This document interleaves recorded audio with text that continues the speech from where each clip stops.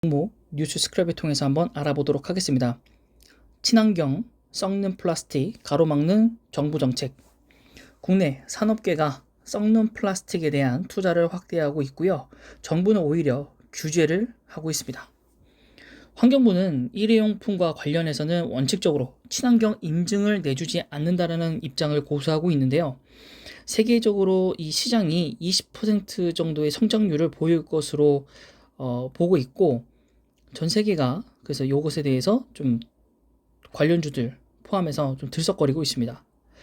자, 근데 올해 1월부터 접시, 용기, 봉투 등 일회용품을 썩는 플라스틱으로 만들어도 친환경 인증을 내주지 않으면서 업계에서는 내수시장 확대에 어려움을 좀 느끼고 있는데요.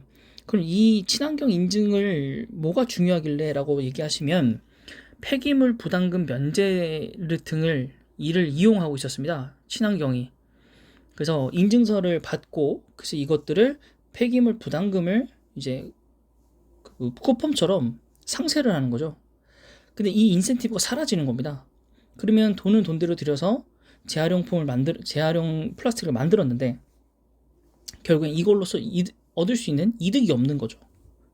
자, 그렇다면 일단 24년 말까지 인증 기간이 모두 다 완료되기 때문에 2년 다음부터는 생플라스틱에 대한 투자가 좀 어렵다라는 얘기죠. 그렇다고 이미 투자한 거를 투자 안 할 수도 없고. 자, 그래서 LG화학 같은 경우에는 고려대와 손잡고 친환경 소재 산학협력센터를 설립을 했고요. 생분해성 플라스틱 소재 등 원천 기술을 확보를 하는데 주력을 했고요. 롯데케미칼 같은 경우에는 융성호 중앙대 화학교수와 함께 해양에서 썩는 생분해 플라스틱 소재인 PHA 기술을 연구해 제품을 개발하겠다고 했습니다. 자, LG화학 같은 경우에는 인베스터데이에서 해당 시장이 세계를 기준으로 매년 20% 이상 성장할 것이라고 예상을 했고요. 그래서 곡물 기업인 미국 ADM과 합작 법인을 통해서 2025년도까지 미국에 7만 5천 톤의 규모 옥수수와 사탕수수 등을 원료로 하는 생분해성 플라스틱인 PAL 공장을 짓겠다는 계획도 얘기했었고, 제가 이와 관련해서도 LG화학이 이런 걸 하고 있으니 그 LG 에너솔루션 빠져나간다고 하더라도 그게 큰 문제는 없을 것이다. 새로운 이 돌파구를 마련할 것이다 라고 제가 말씀을 드렸던 영상이 있으니까요. 한번 검색해서 찾아보시기 바라고요.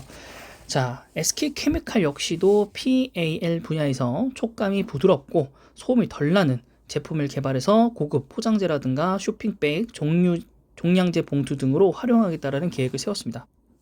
사실 요즘 그 비닐봉지 이런 걸로 잘 많이 안 줘가지고 좀 불편한 상황들이 많이 이뤄집니다. 소비자와 이 판매자 간에서 말이죠. 자, 그리고 쇼핑백이나 이런 것들도 사실은 정말로 일회성이고 뭐 그렇기 때문에 좀 친환경으로 바꾸면 되게 좋죠. 네, 근데 환경부에서 분리수거할 수 있는 시스템이 없다고 사업 확장에 주저하고 있고요. 분류를 만약 한다 하더라도 매립지를 확보하기 어렵다. 왜냐면 지금도 2025년도부터 쓰레기 대란 예정되어 있는데 이걸 지금 당장 어떻게 해결하냐 이런 겁니다. 자, 자연분해를 되려면 이를 따로 모아서 수거한 뒤에 온도를 60도 내외로 유지를 해야 되기 때문에 그것도 되게 어렵고요.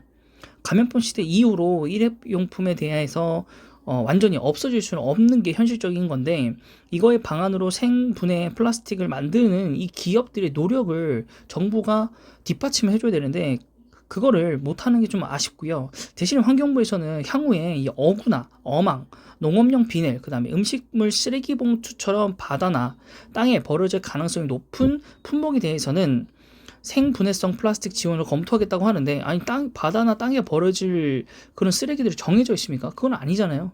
그래서 저라면 이걸 그냥 그러면은 생분해도 안 되는 그냥 플라스틱을 만드는 거를 기업들에게 떠밀 것인가 라는 건데, 제가 볼 때는 이게 전 세계적으로 수소 전기차 가듯이 전 세계적으로 생분해화학 플라스틱으로 하는 이 뭐랄까요, 이 사업이 대조가 되기 시작하고 훨씬 더 성장을 점점 하게 되면 사실 이제 국내에서는 이제 요 기업들과 플러스해서 이제 CJ제일제당이 이걸 하고 있는데, CJ제일제당은 현재로 생산까지 하고 있는 걸로 알고 있습니다.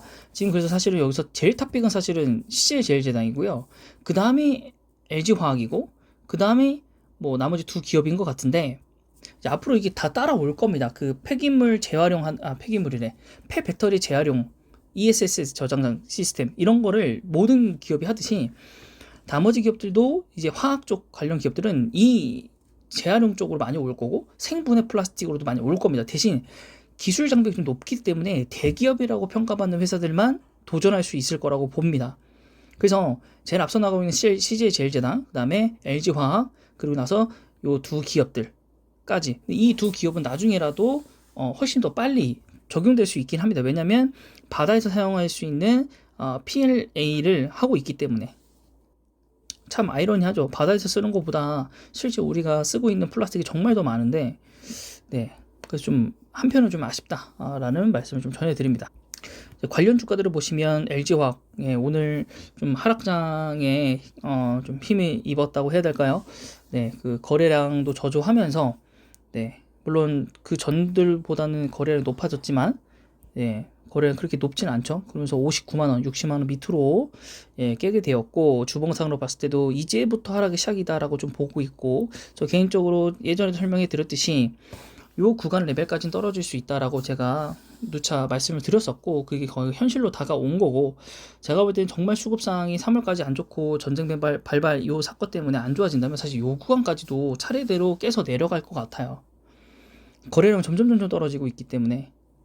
네, 그래서 코스피 지금 7이고 사실은 이 기업이 코스피 12 밖으로는 전 밀려날 거라고 생각을 합니다. 왜냐면 지금 여기서 하고 있는 가지고는 연결 실적 빼고는 LG화학이 이렇게 가져갈 수 있는 게 없어요. 가져갈 수 있는 게 없고, 그럼 결론적으로는 사업을 재정비하기 위해서는 좀 응축해 있다가 나가야 될 텐데, 그렇다면 그것도 차트에 반영이 될 거거든요. 선반영으로. 그렇다면은 저는 12 밖으로 밀릴 거라고 좀 봅니다. 그래서 그 부분들이 여러분들 좀 안 좋게 생각하지 마시고요. 네. 주가가 안 좋다라고 회사가 안 좋다라고 말씀드린 게 아니기 때문에 단기적으로 기대감과 모멘텀, 그리고 거래량 이런 것들이 좀 잘 받쳐주지 않기 때문에 발생한 일이기 때문에, 네, 그 부분 좀 생각해 주시고요. 네, 그 다음 종목입니다. 그 다음 종목도 최근에 좀 많이 흘렀죠. 같이 좀 많이 흘렀어요. 여태까지 계속. 네, SK케미칼입니다. SK케미칼이고, 여기도 이제 SK 바이오사이언스 때문에 굉장히 큰 폭으로 상승했다가 그 이후에 별다른 모멘텀이 없으면서 횡보하고 지정수 리스크와 수급세 때문에 다시 하락을 했습니다. 예, 그래서 이게 사실은 한 2만원대 했던 주식이기 때문에 지금 사더라도 6배인 상황에서 사는 거기 때문에, 6배는 아니겠죠. 한 5배 정도 되는 회사를 사는 거기 때문에 사실 저는 좀 아직도 비싸다라고 좀 보고 있고, 네, 그래서 SK케미칼이 얼마만큼의 사업적 모멘텀을 갖고 있는가, 예, 그게 제일 중요할 것 같습니다. 네, 그래서 SK케미칼 같은 경우에는 뭐 한다면 저도 좀 잊었지만은 그 휴비스인가요? 기업을 까먹었는데, 네, 요런 기업과 함께 같이 그 탄소 섬유하고 재활용 그 폐 비닐에서 기름을 뽑아내는 이런 사업들도 같이 하고 있어요. SK 디스커버리도 마찬가지고. 그래서 휴비스가 아닌가, 그 댓글로 좀 달아주십시오, 여러분. 예, 제 그 과거 영상이 있는데 찾아보면 나올 겁니다. SK 케미칼이 어떠한 일들을 하고 있는 것들이. 그럼 말 나오기면 찾아볼까요? 제가 핸드폰으로 찾아보면 찾을 수 있으니까 한번 찾아본다면, SK케미칼 같은 경우에 어떤 사업을 하냐면,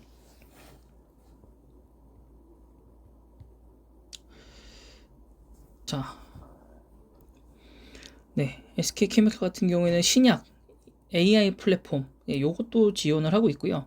폐플라스틱 화장품, 네, 요것도 하고 있고, 용기겠죠. 네, 그 다음에 뭐 탄소 포집에 관련된 것도 하고 있고, 또 친환경 소재, 예, 다수의 신산업을 하고 있고, 휴비스 맞네요, 휴비스. 네, 친환경 소재, 예, 양산, 예, SK케미칼이 그 원료를 제공하는 겁니다. 네, 그래서 그것도 있다라는 점, 예, 알아두시고요. 그 다음은 롯데케미칼. 예, 롯데케미칼이 그나마 이 수급 상황에서 제일 많이 좀 올라왔죠. 네, 그 회사의 이제 그 신성장 사업들을 조금씩 하나둘씩 전진시키고 있고, 네, 또 하반기 기다려지는 모멘텀들이 훨씬 더 많은 회사이기 때문에, 네, 그래서 풍부한 자금력과 함께 롯데에서 굉장히 좀 전진을 시키고 있는 이제 기업 중에 하나죠. 거기 롯데케미칼 같이 갈 롯데 정밀화학, 그 다음에 UAM으로 같이 가게 될 롯데 렌탈, 요 기업들이 좀 같이 좀 나아가고 있고, 거기에 뭐 나중에 호텔 롯데가 상장을 하게 된다면 굉장히 큰 또 수급적 변혁이 좀 일어나겠죠. 그때 되면 좀 어떻게 될지 잘 모르겠어요. 네, 그래서 우선은 일단 롯데 케미칼, 롯데 정밀 화학 이쪽들은 계속적으로 좋다. 그래서 저점을 찍고 지금 올라온 상황이기 때문에 오늘 1% 빠지긴 했지만은 롯데 정밀 화학도 오늘 한 1,600원, 1,900원 정도 빠진 걸로 봤는데 그래도 뭐 어쨌든 시황이 회복이 된다면 다시 올라올 거기 때문에 그 부분은 나쁘지 않을 것 같고, 그다음에 여기서 제가 갖고 오지 않은 기업 중에 하나가 이제 CJ 제일제당인데, CJ 제일제당 같은 경우에도 주가가 굉장히 많이 빠졌습니다. 굉장히 많이 빠졌고, 그 나머지 사업들도 굉장히 잘 되고 있고, 오늘은 강보합이네요. 1% 정도 오른 상태로 끝났는데, 주봉이나 이제 월봉 상태로 여러분들 확인해 보시면 알겠지만은 거의 횡보 구간, 거의 뭐 이렇게 갔다가 이렇게 올라갔다가 이렇게 떨어지면 횡보 구간이거든요. 네, 그래서 횡보 구간이니까 뭐 나쁘지는 않은 가격대라고 좀 봐요. 네, 그래서 여기 구간은 사실은 실적이라든가 그 지수가 좋았을 때 올라갔던 거니까 여기서 다시 한번 이렇게 올라갈 수 있는 기회도 있을 것이다라고 좀 보고 있습니다. 그래서 CJ제일제당까지 관련 기업으로 봐주시면 감사하겠습니다.